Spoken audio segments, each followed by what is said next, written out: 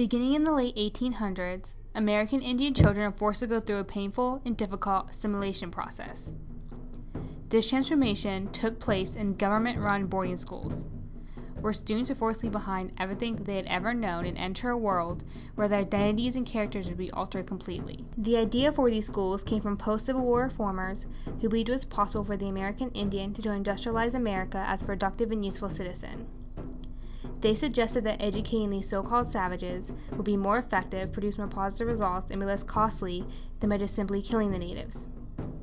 These reformers changed the famous saying, "The only good Indian is a dead one," and stated that the only good Indian is an educated one. According to reformers, wild Indians were barbarians. If Indians were to become educated, a population of useless people could now flourish and promote progress. It was concluded, however, that Indians seemed to fear progress and denied its advancement. Captain Richard Pratt was the first person to take on the daring challenge of assimilating the Indian into modern American society.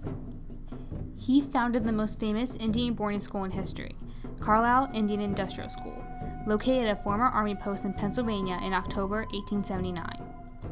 Carlisle became the role model for American Indian education, with its unofficial motto, "Kill the Indian, save the man." To make Carlisle successful, Pratt had to recruit students from Indian reservations. He concentrated on reservations in the Dakotas.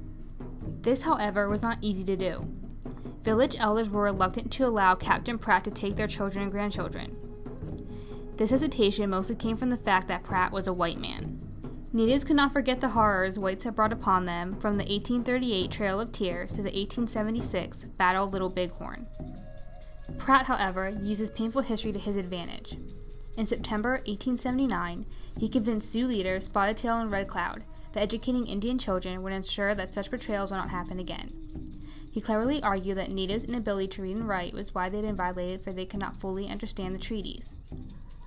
After consulting with village elders, Spotted Tail gave Pratt permission to take his 5 children. Red Cloud, only having one son to give, allowed Pratt to take him. Together, 82 children left Rosebud and Pine Ridge reservations for Carlisle in 1879. Tens of thousands of Indian children were sent to boarding schools across the country after 1879. Mothers, fathers, brothers, sisters, and grandparents all gathered to see the departure of the youth. Parents did not want their children to go to a school run by white men for fear that they would never see their children again. In a sense, they would not. Children would not return the same. Many would forever leave behind the only way of life that they knew. The late Floyd Red Crow Westerman, Indian musician and former boarding school student, remembers the pain he felt on the day of his departure. The face of his crying mother was still embedded into his mind 60 years later. My first impression, I thought my mother didn't want me. And it just hit me hard like that. But when I got in the bus, I sat down, I looked, and she was just crying. It was hurting her, too. It was hurting me to see that. I'll never forget. All the mothers were crying. Upon arrival to boarding school, children were forced to give up traditional Indian clothing and were squeezed into Victorian-style dresses and suits.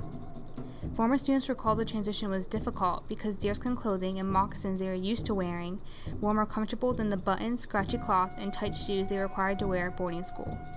Deerskin clothing was not the only thing that had to be shed. The long black hair of the American Indian was a reminder of their savage past. If students were to have a civilized future, cutting their hair is crucial. Male and female students alike were strapped to wooden chairs and forced to watch the clippings of their symbolic hair fall to the ground. This was the ultimate insult. The only time Indians would cut their hair was in a time of grieving, so when their hair was cut, many students let out a war cry to express their pain. Native children, after all this, were completely physically transformed. This before and after photo vividly shows alterations to the appearance of one boarding school student. Tom Trolino, a Navajo, is shown upon his arrival at Carlisle in 1885, then after changes had been made. Schools took such photos to show how un-Indian these Indians could become. It would, however, take more than just a simple cutting of hair for natives to become civilized. Schools would have to attack the mind with variations of repetition, tight schedules, and punishment. Schools centered around teaching Christianity and English, 2 things foreign to Indian culture. Students were forced to worship a god they did not know and speak a language they did not understand. They found it difficult to communicate with other students because they were required to use sign language until they learned English. If a student uttered a word in native language, they were beaten or had their mouth washed out with soap. New names were given to students because old ones were hard to pronounce and evoked their savage past. An Indian boy named Otakite would become Luther. So students are left with an identity that was not theirs. They're also required to read and memorize letters every day in a long, torturous practice. A former student of the Santee boarding school recalls, "For a whole week, we were held up and harassed with those letters. Like raspberry bushes in the path, they tore, bled, and sweated us. Those little words, rat, eat, and so forth, until a semblance of our dignity and self-respect was left." In addition to demanding classes, a good part of a student's day revolved around the workshop. Girls were taught to sew, cook, and clean, while boys were instructed in farming and construction. Hours in the workshop were long, and students had to work fast with no errors. If students did not complete their work by the bell, they were whipped with straps. Whether students were in classes that taught academics or skills for the workplace, all classes enforced the same lesson. The white man's way of life was superior to all others. Other ways of life were barbaric and uncivilized, especially the Indian way. Schools repeatedly forced this into minds of students. Teachers were on a mission to convert these doomed souls into model Christians. Ultimately, children had to be led away from the ways of their ancestors. The traditional Indian had to vanish and the civilized Indian had to emerge. Taking into account the obvious problems that these schools faced, the operation of off-reservation Indian boarding schools posed an important question. Was this a successful method of civilization? Did this experiment really succeed in assimilating the Indian into American society? The success of students such as Jim Thorpe and Susan LaFlette shows the positive results because their success is credited to Carlisle. In 1912, Jim Thorpe reached indescribable fame and was called the greatest athlete in the world by King Gustav V of Sweden. Susan LaFlette became the first Native American woman doctor. So these schools did grant sufficient opportunities for those who graduated. Many students, however, did not reach graduation. Records show that by 1910, 4,000 Indian children went through Carlisle, yet only about 600 graduated. The alarmingly low number of graduates shows the failure of off-reservation schools. What former students recall most vividly about Indian boarding schools is the determination to destroy their culture. This undying goal, and the way schools attempt to achieve it, would have an everlasting emotional effect. It was as if the intention was not education, but extermination.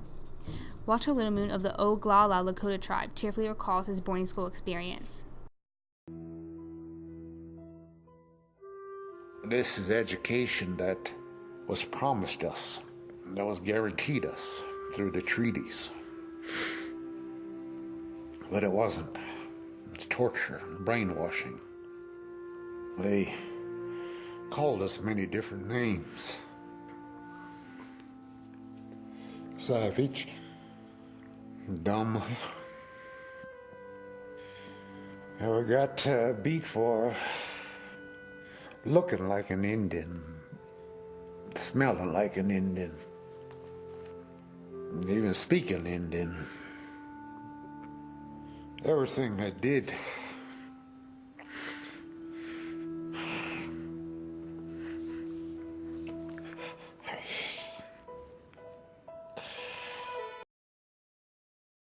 The consequences of these boarding schools proved to be tragic.